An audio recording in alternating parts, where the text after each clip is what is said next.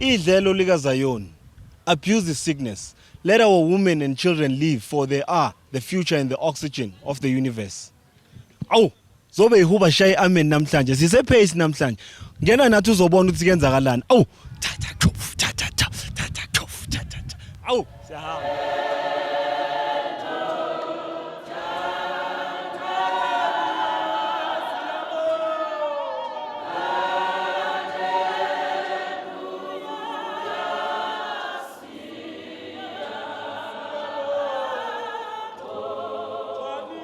Okhulumayo umamlindiwe wakasemelane okhonze ebandleni iLight of Christ. I think event yanamhlanje as kushiwo ukuthi awareness regarding women abuse and child abuse. I think Gimi uNkulunkulu uzosiza ukuthi yenzeke, because by the look of the things all genders are here, and I think the message that we are sending out ngomculo uzofinyelela kuwo wonke umuntu okhona la phakathi, bese uNkulunkulu ephakamisa isandla sakhe sihawukela i-child abuse ne-women abuse iphele. Ingoma esizonipha yona namhlanje Mahlomuleng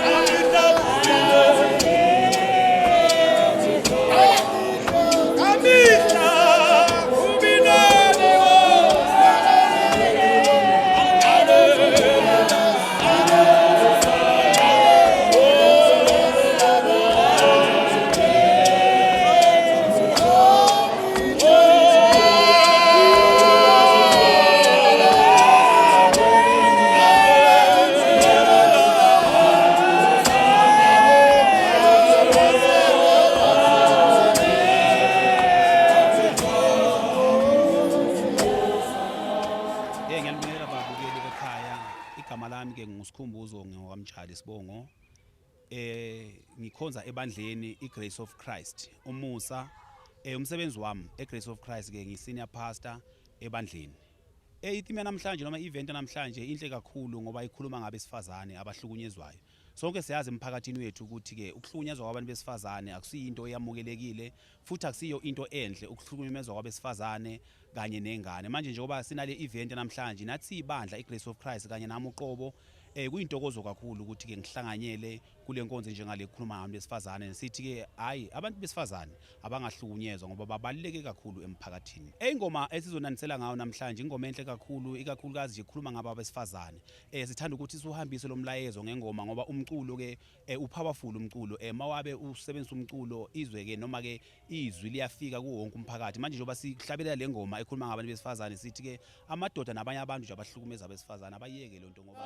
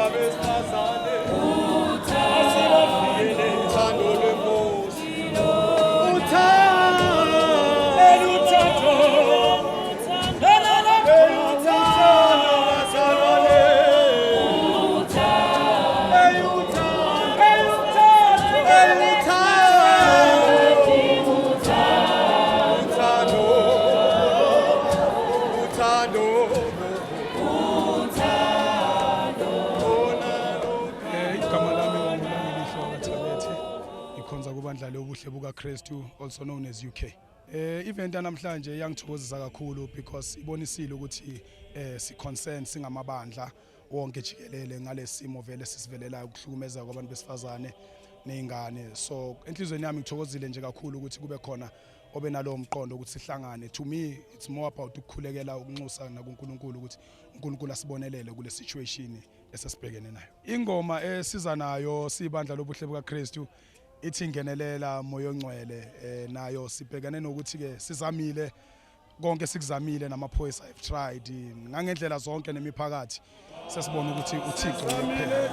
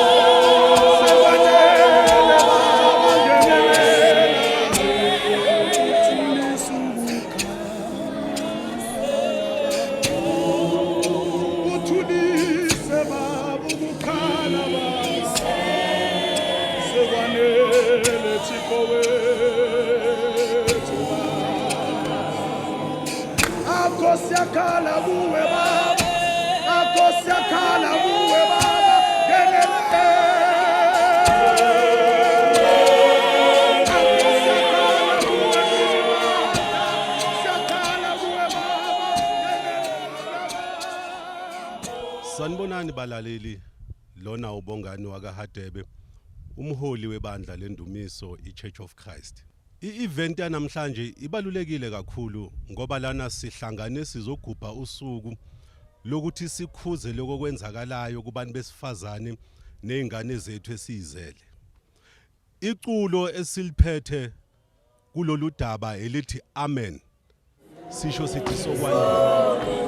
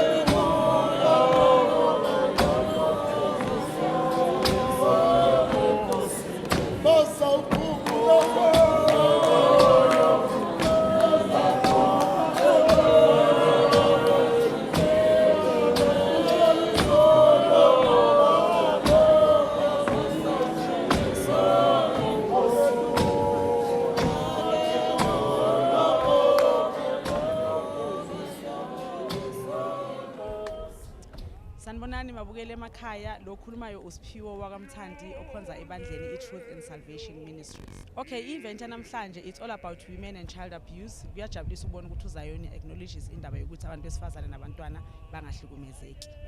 Namhlanje sizonandisa ngengoma ethi ngayo leyo mini.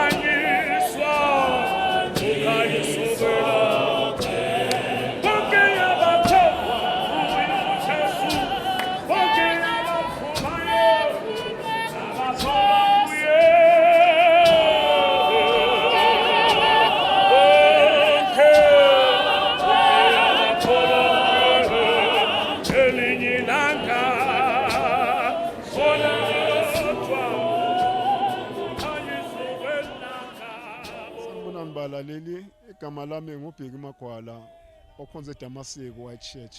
Namhlanje sizenze usuku oluhle olukhulu sabona ukuthi asenze umculo lona ukuthi sihlangana siZayoni sizolukhuza lolu daba olukhulu kangaka ngoba isizwe siphelile namhlanje abantwana bethu.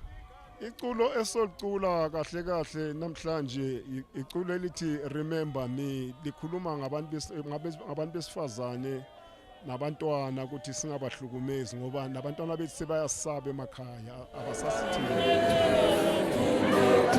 Sapheli isizwe simnyama sapheli ingane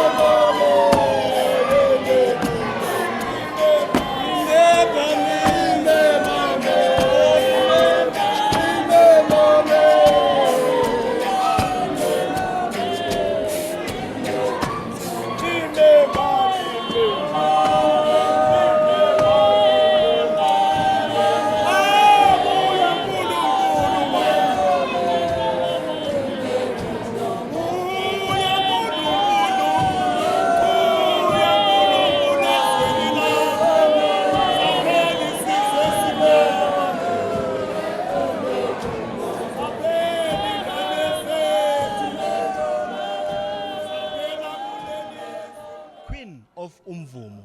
Nginomama la ngizothanda ukuthi azintroduce. Mama siyakubongisa ngeaward oyiwinile namhlanje. Amen, ngiyabonga nami kakhulu umama Mtshali obizwa usisikhoni wakamtshali. Ngiyazibongela nami kwi-award engiyitholile namhlanje.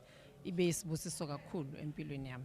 Hallelujah. Mama endleleni kube njani nje kule ndlela yomculo along the way because siyazi dala uqalile ukuhlabelela. Ikupho ongakutshela nabasha abakhona emakhaya ukuthi bazobhekana nabo endleleni? Engingakusho ukuthi into ezokwenza ukuthi uqhubeke empilweni noma la emculweni ukuthi ungabheki inzuzo. Okungisizile endleleni ukuthi ngingabheki ukuthi umculo ungisaphi ngizotholani ngomculo. Ngeke kwafika kimi ukuthi leli kuyitalenta uNkulunkulu angipha lona engizohlala ngilisebenzisa inzuzo noma ikhona noma ayikho kodwa nje mina okuyinjongo yami ukuthi nje ngisebenzele uNkulunkulu. Ikona okungiqhubekezile endleleni ngoba zikhona izinto ohlangabezana nazo uma uwumculi. Abanye bayakuthanda, abanye abakuthandi, abanye bathi umculo wakho muhle, abanye bathi awukho muhle. Manje if kunezinto ozibhekile lapho ubonakala uphelelwa amandla. So ngoba mina ngayitshela ukuthi engikwenzayo ngikwenza ngoba uNkulunkulu ungithumile ukuthi ngikwenze, yiko kungiqhobekisayo ukuze kube manje. Siyakubongisa baba ngeaward yakho yanamhlanje. Ngizothanda ukuthi uzintroduce abalandeli bakuzwe ukuthi ubani. Sanibonani babukele emakhaya. Okhuluma nani la unibingelelayo uBishop uBheki Nyambose owaze wakhulu ngegama lika Nkentshane. Ngiyanibingelela ngegama lika Jesu inkosi yasithandayo.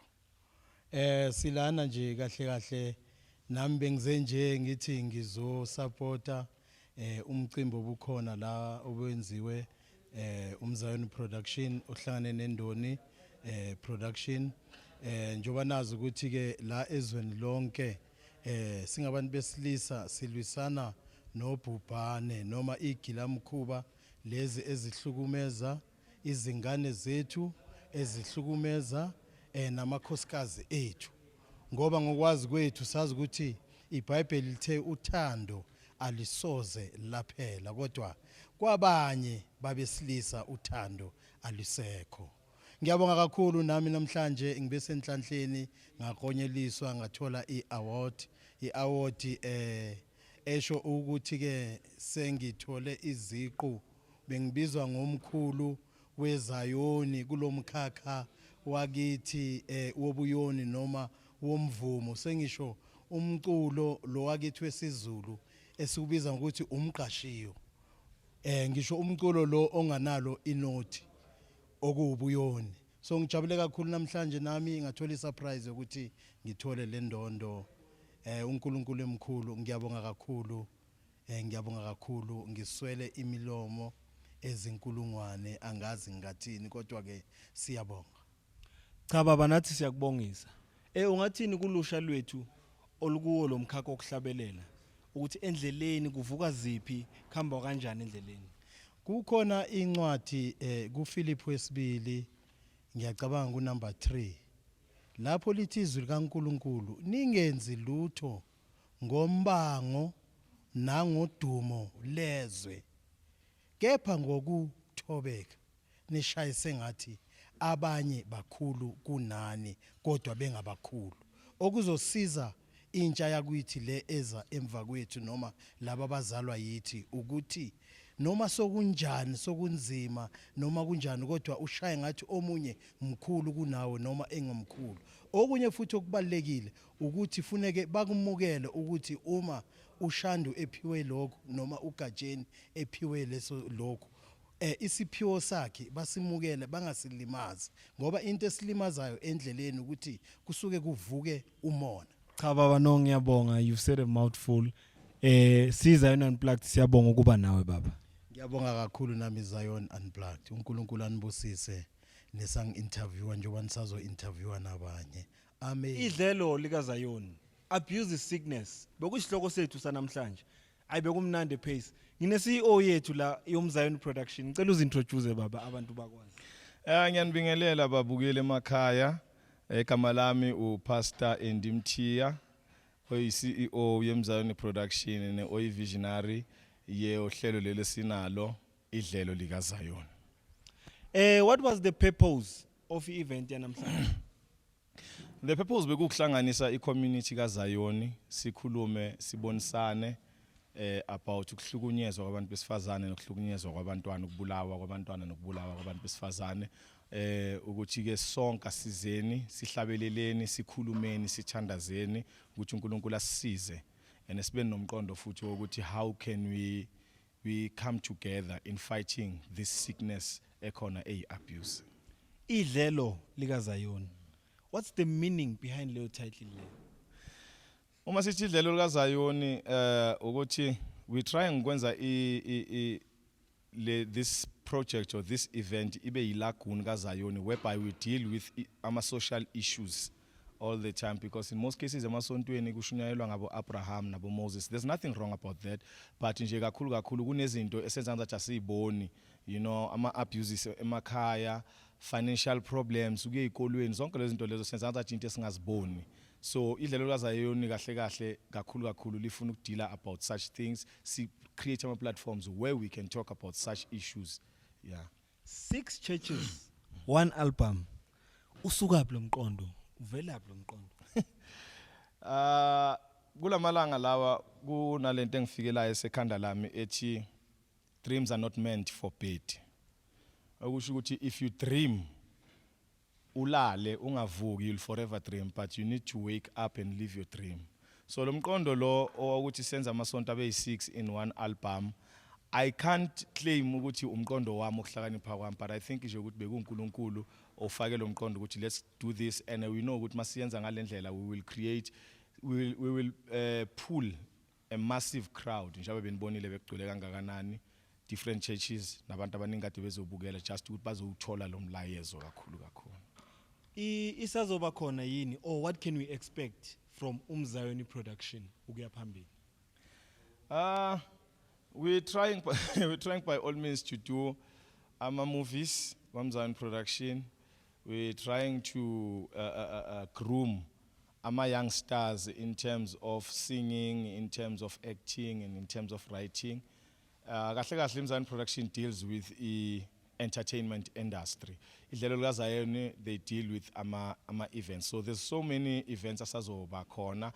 If God permits, before the end of this year, we'll have another Idlelo mhlambe eMpumalanga, because bas approachile eMpumalanga enkangala ukuthi sizoyenza the very same project ebesiyenza la silibe siphusha indaba ye-abuse.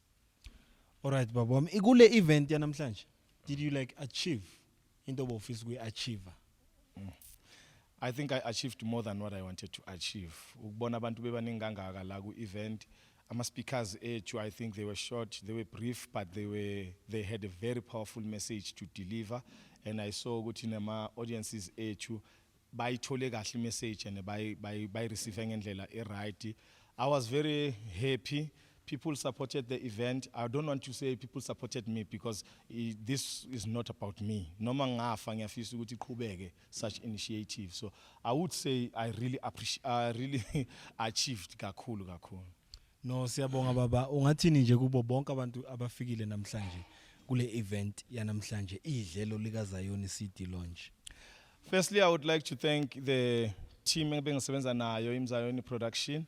Senza idlelo. I'd love to also appreciate and acknowledge the presence yama companies from media, which is Indoni Productions, which is Soweto TV, which is Zayoni TV, ne NYDA for coming bazo supporta kule event.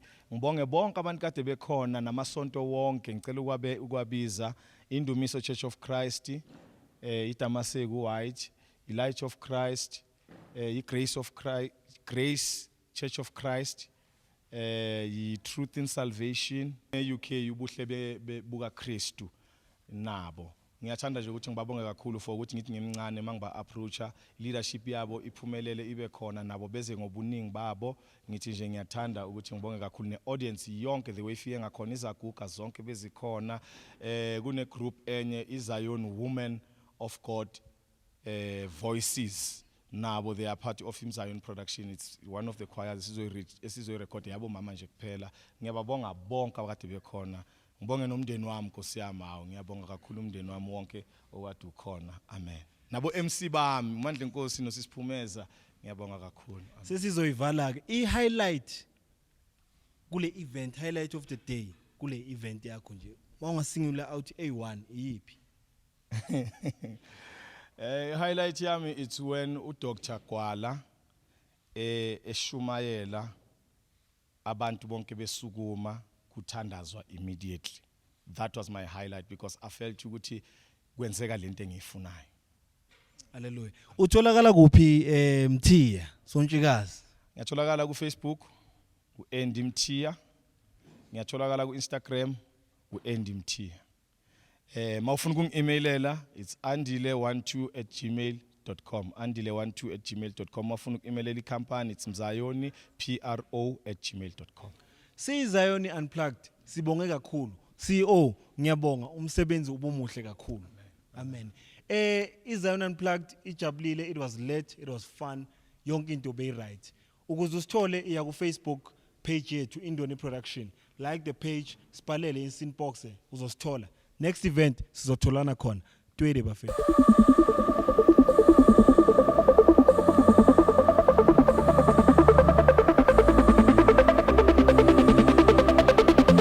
Igama lami nguThulani wakaGwala all the way from KZN eDurban. Ngiphuma kwinhlangano kahlangana Zayoni ekuyinhlangano yamaZayoni emela amaZayoni eSouth Africa esisebenza nazo zonke ke inhlaka njengoba namhlanje sikhona la simenywe Indoni production la sizokhuluma khona sithi idlelo likazayoni kodwa ke kakhulukazi sibheke la kwi-abuse yabantu besifazane sibheke la kwi-abuse yezinto zonke esibona zenzeka emzini wakithi eZiyoni noma eSouth Africa as a whole. Le event kahle kahle kufanele ngabe kade yaba khona noma kade yenzeka ukube kuyangami ngabe le event isemabhida noma ise FNB la sibize khona bonke abantu bazozwa noma bazokwazi ukuthi ukuhlukumeza kusho ukuthini ngoba uNkulunkulu uma ezodala umuntu osifazane umdale waba isitsha esibuthakathaka so umuntu oabusayo noma umuntu ohlukumezayo uhlukumeza azahlukumeze ngisho uNkulunkulu uqobo ngoba uNkulunkulu umedala umuntu osifazane wamdala azoba umsizi nothi azoba isigqila so namhlanje njengoba sikhona ke la sizokhona ukuthi sizochaza ukuthi ukuhlukumeza kwabantu besifazane kakhulukazi esikhathini samanje kulimaza kangakanani eSouth Africa kulimaza kangakanani emzini wakithi eZiyoni ayikho into ebhlungu njengokuthi siyakhonza siyadumisa kodwa sikhonza nabantu abalimele emoyeni ubone izinto ezenzakala kangaka abantu baningi namhlanje abagcwele emajele abanye baze benze izinto engafanele ngabe bayazenza bezenza ngenxa ukuthi une pain eyenzeka wahlukumezeke semncane namhlanje sifuna ukuzostopisha lokho sizokwenza that awareness ukuthi ayiphele indaba yokuhlukumezeka kwabantu besifazane ngoba uNkulunkulu abantu besifazane ubenze babaluleka kakhulu empilweni zethu especially thina sabantu besilisa. Sanibonani igama lami Ubuhle namhlanje le event bekumnandi it was lit kakhulu and into engiyifundile lana ukuthi ukuhlukumeza kahle kwabesifazane sengathi thina sabomama singayoqina kakhulu into engiyifundile ukuthi uma umuntu wesifazane beqina. Sanibonani igama lami Idlelo Likazayoni. Thank you very much for Indoni production for a well done job. The event was so great. To everyone ababhekile ekhaya, please subscribe to Indoni Productions. Please subscribe to Indoni Production. Super.